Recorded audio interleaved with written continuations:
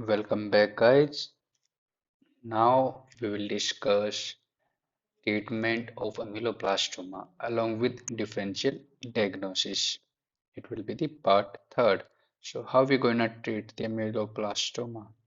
For example, in cases of peripheral, small peripheral ameloblastoma or small cystic lesions, where lesion is small and we can enucleate or excise the entire tumor, we can treat it with excision and enucleation. But what happens is, for example, this is a tumor. Clinically and radiographically, it just appear like this only. But what happens in case of when histologically you will visualize a part of the tumor is penetrated into the soft bone, or you can say the surrounding bone. So it is always advisable to curate the surrounding bone.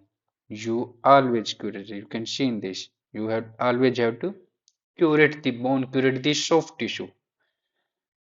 But even after complete enucleation, complete excision and curate, recurrence rate is, you won't believe, it is around 60 to 90%. With curate, the cases where malignant transformation occur. Complete removal is impossible. What do we do in electrosurgery?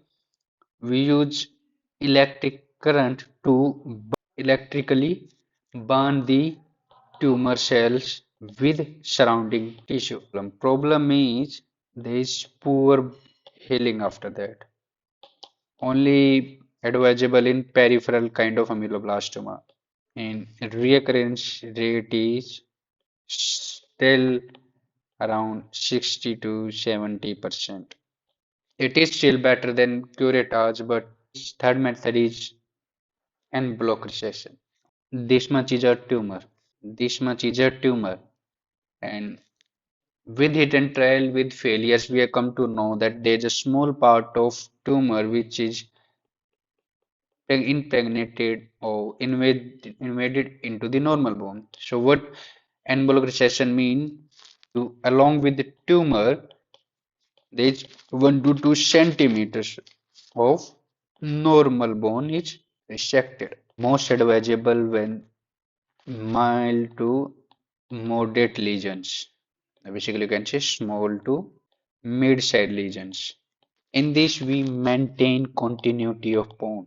There is small, very less number of recurrence chances. The fourth option is segmental resection. It's more advisable in large lesions. In these cases, half of either maxilla or mandible is removed. So that's why it is also known as hemesectioning. It is most common, most used treatment for ameloblastoma, and it has least chances of recurrence. There is two more very non-popular method, chemotherapy and radiotherapy. The problem with radiotherapy is most of the tumors, especially ameloblastoma, it is not treatable with radiotherapy. Only when surgery is contraindicated. Otherwise, surgical treatment is the best treatment. Chemotherapy, radiotherapy, not well used. Chemotherapy in these cases, ameloblastoma is somewhat sensitive to platinum agents.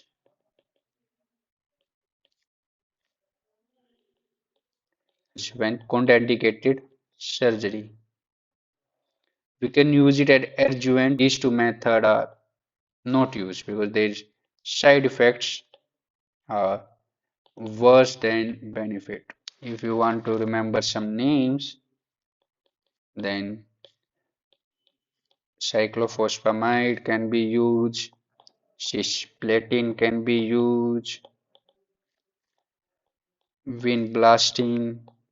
Now that we remove a part of the bone, part of the mandible, how do we repair it? Either we put a graft, bone graft. Where do we receive the graft from either fibula or ribs. Another method is titanium reconstruction plates. Differential diagnosis, the very first is ameoblastic fibroma, which is DD for peripheral ameloblastoma. And this is the only way to differentiate is histologically. You won't find any radiographic features. There is no radiographic features in both of them. Odontogenic granuloma. In odontogenic granuloma, you will find it is always associated with carious tooth or grossly decayed tooth. But ameloblastoma, there is no association with carious tooth. Central giant cell granuloma. In central giant cell granuloma, you will find increased amount of bone destruction. Occasion dangerous cyst. I told you the differentiating feature between a cyst and tumor. For example, this is our mandible. Your cyst will grow anteriorly posteriorly, right? Because they are not strong enough to dissolve or resolve cortical bone. In this tumor, there is cortical bone destruction, right? So if you look at it, if this is your cortical bone, this is body of the mandible, and this is your tumor, your cyst will grow like this in pink. Your tumor will grow like this in purple. And what happens? This will weaken out the bone, and when you press it, there'll be egg shell crackling feature. That's the basic differentiate. The extent, if they are dissolving the cortical bone, it's more inclined toward the tumor, and if they are expanding in anteroposteriorly, it's a cystic lesion. So with this, we sum up the ameloblastoma. We will meet again. Thank you very much. Have a nice day.